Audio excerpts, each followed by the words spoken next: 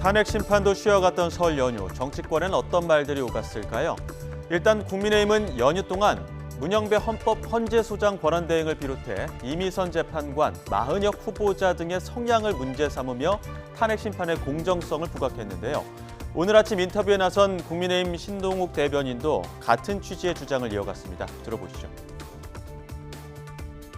그런데 문영배 재판관님이 이재명 대표하고 신분이 있었다 이런 것들도 기본적으로 재판 기피의 사유가 될 수 있지만 그런 것보다는 과거에 문영배 이 재판관이라는 분이 했던 언행들이라든지 또 이런 것들을 쭉 그걸 계기로 해서 한번 살펴봤더니 과연 이분에게 대통령 탄핵 심판을 맡겨도 되는가? 또 이미선 재판관이라는 분이 그럴 만한 분인가? 또 이번에 민주당이 임명하려고 하는 마은혁이라는 분은 또 어떤 분들인가? 이런 부분들에 대한 의구심이 많이 생겼기 때문에 이건 저희가 보기에는 문영배 재판관 개인에 관한 문제가 아니고 헌법재판소의 구성이 너무 지나치게 특정 성향의 분들이 많이 가 있어서 과연 대통령에 대한 심판을 했을 경우에 그 결과에 국민이나 저희 국민의힘이 수긍할 수 있을 것인가 이런 부분에 대한 우려라고 저는 생각을 하고 있습니다. 불복을 위한 빌드업이다 그렇게 이제 얘기를 하기 시작하면 아무 얘기도 못하는 거죠. 민주당은 노골적인 사법부 흔들기라며 여당의 헌법재판관 편향성 주장을 반박했습니다. 민주당 한민수 대변인은 국민의힘이 궤변을 쏟아내고 있다면서 얼토당토 함께 연결한다고 지적했는데요. 결국 헌재 결정을 염두에 둔 불복 빌드업 아니겠냐고 날을 세웠습니다. 그 문영배 소장하고 이재명 대표가 사법고시 동기라고 하는데 정말 이런 식으로 얼토당토나 연결시킬 거면은 지금 8명, 지금 현재 8명인데 7명이 서울대 법대예요.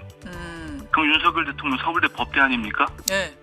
만약에 중앙대 법대 나오신 이재명 대표 그 중앙대 법대 나온 분 여기 있다면 어떻게 되겠습니까? 이게 연결이 안 돼요. 그리고 저는 이렇게 지금 국민의힘에서 아주 정말 궤변으로 아무 말이나 내뱉고 있는 것 같아요.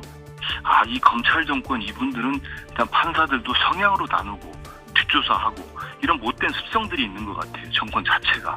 그래서 이 말 그대로 법치주의를 흔들어버리는 겁니다.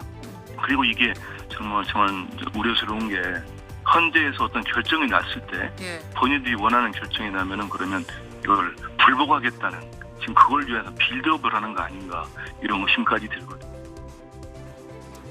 한편 민주당은 문재인 전 대통령에 대한 이재명 대표의 설 예방 전후로 비명계 움직임도 본격화하고 있습니다.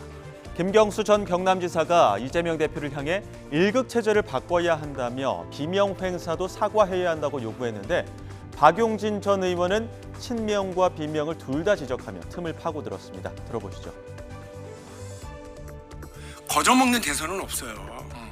그러니까 이재명을 이겨야 하고 민주당을 넘어서야 된다는 게 제 생각이에요. 저는 이재명 대표가 망하길 바라지 않아요. 그 진심이에요. 그러니까 민주당에서 이재명 대표한테 가장 힘든 일을 당한 사람이 중에 하나가 저라고 생각하는데 저는 그럼에도 불구하고 전에 말씀드린 것처럼 이재명 대표를 원망하거나 미워하지 않아요.